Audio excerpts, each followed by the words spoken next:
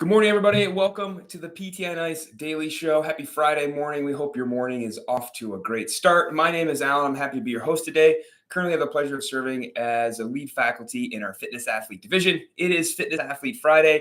It is the best darn day of the week. We talk all things CrossFit, Olympic weightlifting, powerlifting, bodybuilding, running, rowing, biking, swimming. If you are working with an individual who is active recreationally, trying to be competitive, whatever it is, Fitness Athlete Friday is full of tips and tricks for you. Today, we're going to be talking about Olympic weightlifting. Olympics start today. Opening ceremony is just a couple hours away, 12 Eastern, and we'll be watching America's Olympic weightlifters take the stage in a couple of weeks on August 7th. And so talking about if we only could do 2 exercises to have a significant improvement on our Olympic weightlifting, what those exercises might be. We certainly see a lot of interesting suggestions on social media about ways to improve our performance, improve our technique, improve our clean and jerk and snatch. But if we look to the research, what is actually the most effective? So today we're going to be referencing a paper from Arthur Zetchin and colleagues back from 2023 in the Journal of Strength and Conditioning Research. The title is Associations Between Foundational Strength and Weightlifting Exercises in Highly Trained Weightlifters, Support for General Strength Components. And so we're going to talk about what this paper is, what this paper looked at, what this paper found, analyzing the outcomes of this paper, and then how to take those and apply them in the clinic, in the gym with our patients and athletes. So with this paper, what was the research question? The research question: is there an argument for doing some specific general strength movements that would translate to higher skill, higher technique barbell movements, specifically in Olympic weightlifting, the clean and jerk and the snatch? And if those movements exist, what are they and how much do they contribute to the performance of the clean and jerk and the snatch? And so this paper, looking at it really quickly, took 19 highly trained Olympic weightlifters. They all had been performing Olympic weightlifting training for at least 5 years, and had them perform a 1 rep max of a couple different movements across the 2-week period in randomized order. So they asked them to max out their clean and jerk, max out their snatch, max out their deadlift, max out their strict press, and max out their front squat. And across 14 days, every couple of days, perform one of those max attempts, and then analyzing the data and trying to observe any sort of relationship in the variance between performance on the what we may consider the power lifts or the strength movements, which would be the deadlift, the strict press, and the front squat, and then compare that to how does that translate to what that person's max clean and jerk and what that person's max snatch is. And some really interesting data here, finding that 59% of the variance of the contribution to the clean and jerk is associated with maximal strict press and front squat strength. And that 62% of the variance and contribution to performance on a snatch is also associated with maximal performance on a 1 rep max strict press and front squat. And so finding in this paper that there is really no association at all between how strong someone's deadlift is in their performance on the clean and jerk and snatch. And you might think, that's interesting because I might assume somebody who has a heavier deadlift should be able to have a heavier clean and jerk or snatch. But as we've taught in Fitness Athlete in our level 1 course, our level 2 course, our live course for many, many years, when we really dig deep into the research on what's happening with the deadlift, we know it's not a pull off the floor, and neither is the clean and neither is the snatch. That when we take somebody, whether they are going to just deadlift to the hip or whether they're going to bring that barbell to the front rack position with the clean or all the way overhead with the snatch, that first pull off the floor is really kind of a misnomer to call that a pull. That is a press off the floor. And we have several studies that look at EMG activation in the body of what is happening with the deadlift, what is happening with the first pull of a clean or snatch. And we know that the quadriceps are the most active muscle during that first pull. And that tells us it's not a pull, right? It is a press off the floor. That's how we instruct athletes in the gym, patients in the clinic, that this is a press off the floor. Imagine you're sitting on a leg press machine. If we took you in your deadlift setup position and rotated you 90 degrees, got rid of the barbell, put the weight on a plate underneath your feet, you would look like you were sitting on a leg press machine. And so it is a press off the floor. And so it makes sense that because it is a partial range of motion press off the floor, that it just does not contribute as much as we might think to our clean and jerk and our snatch performance. But finding that we had moderate to high correlations between strict press and front squat strength with both clean and jerk and snatch performance. So why is that? Why these lifts? How can we interpret that analysis? When we really think about what a clean is and what a snatch is, trying to keep it simple, especially in the CrossFit realm where people may have never been exposed to these movements before, often our cueing is very simple. Hey, a clean, we're going to jump off the ground and land in a front squat. A snatch, we're going to jump off the ground and we're going to land in an overhead squat. And so Olympic weightlifters already do a lot of front squats. They need a lot of thoracic and shoulder strength. They need to keep their clean as close to their front squat as possible because that is half of their score in Olympic weightlifting, right? Just 2 movements, clean and jerk and snatch. You got to be good at both of them. Likewise, a snatch is a jump into an overhead squat. And while the study didn't look at performance of overhead squat compared to snatch, it makes sense that a front squat would pair really well with a snatch. When you think about the receiving position of a snatch, a very vertical torso, very strong, stable shoulder position. It requires strength and mobility out of every joint in the body. You need to have excellent shoulder mobility and strength. You need to have excellent thoracic mobility and strength, excellent hip mobility and strength, excellent knee and ankle mobility and strength, a really, really vertical torso position in the bottom of that snatch. And so that front squat really sets us up a strong, tall, vertical torso position. We are training our legs in a squat pattern. We're working on our thoracic and shoulder strength and mobility at the same time. And so it checks a lot of boxes that we see and makes sense that it translates well to the snatch position. What we see, though, in a lot of other research is that we always look at the back squat and we look at relationships between back squat strength in Olympic weightlifting. And we often find almost no relationship. And that also makes sense. Back squats tend to have more of a forward torso, more of a hinge dominant position, especially if somebody is a power lifter, in a way that just does not translate as well to movements like the clean and the snatch. And so understanding that it makes sense that these relatively simple, boring movements, the strict press and the front squat, are showing to be really good developers for our clean and our snatch.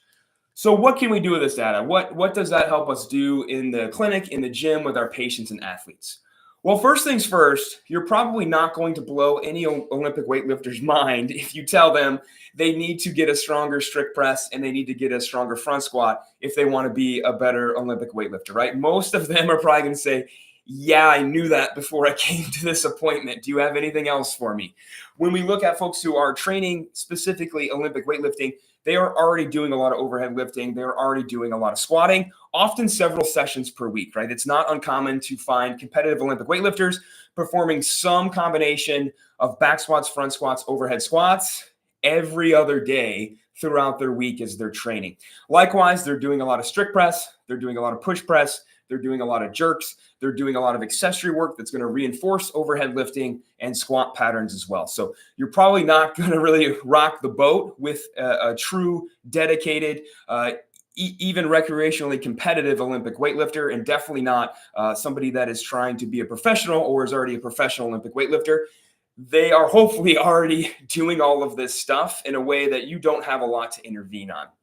But outside of that, somebody who maybe wants to get more into Olympic weightlifting, and especially with our functional fitness athletes, our CrossFit athletes who are doing clean and jerk and doing snatch as part of the CrossFit training, they always want to have a heavier clean and jerk and a heavier snatch, right? And so if they're coming to you and saying, is there anything I could do? I have an extra 30 minutes a week. I have an extra hour a week.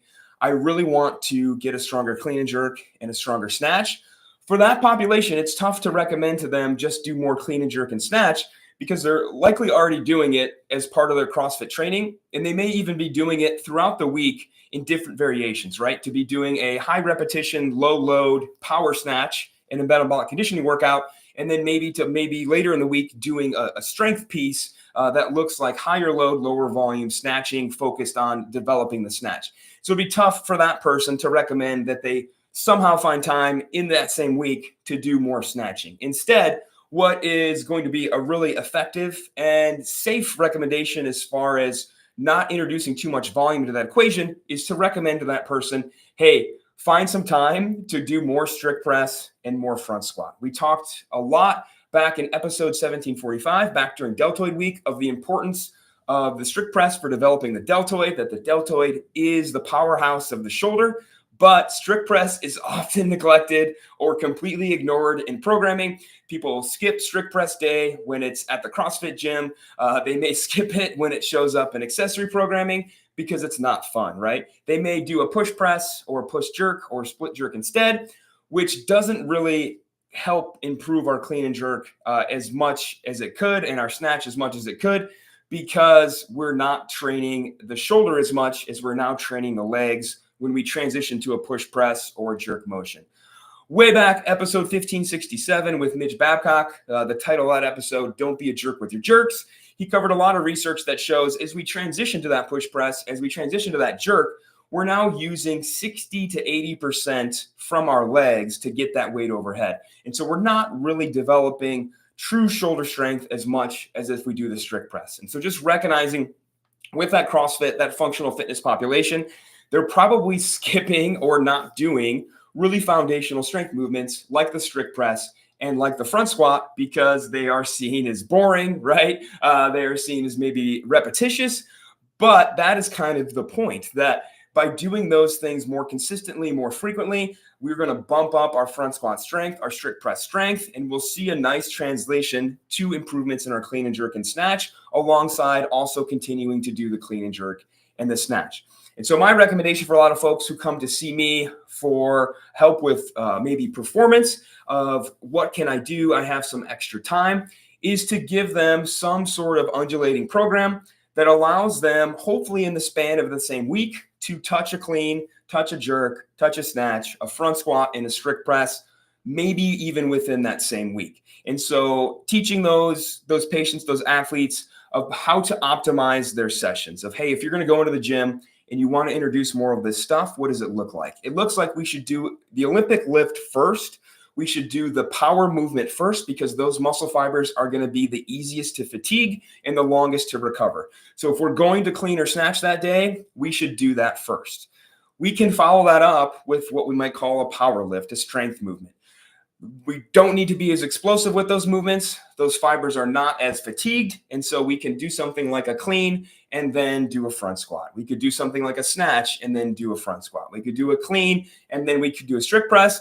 And then at the end of the hour, towards the end of our session, whatever our time frame might be, we have time for maybe a conditioning piece if we're a CrossFitter and we want to keep working on our metabolic conditioning, or maybe just some extra accessory work to further develop leg strength, overhead strength, core strength, all the stuff that we need to be a really solid Olympic weightlifter.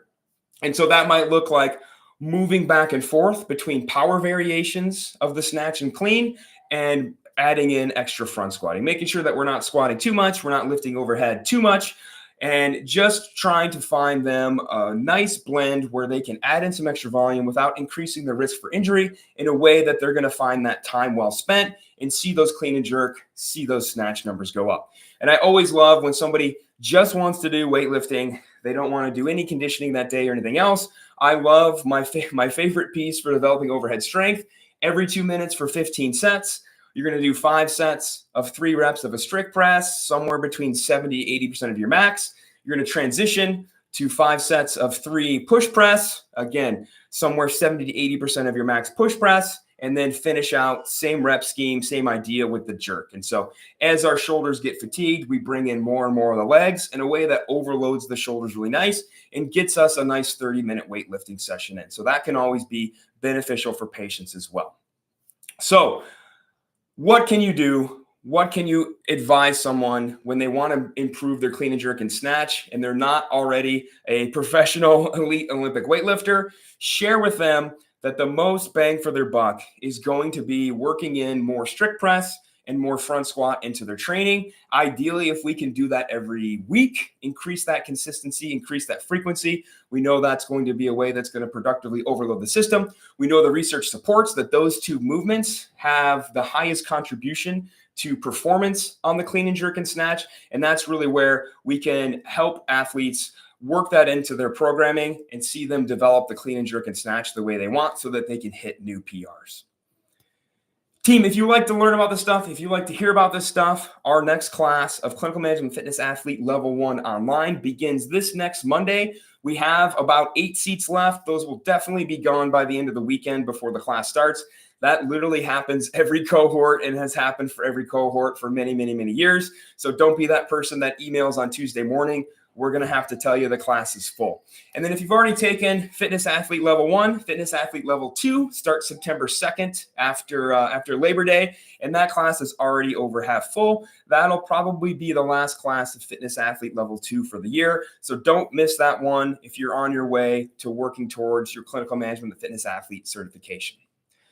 That's all I've got for you this Friday morning. I hope you have an awesome weekend. Enjoy the opening ceremony, the start to the Olympics, and keep an eye out for Team USA lifting on August 7th. Have a great Friday. Have a great weekend. Bye, everybody.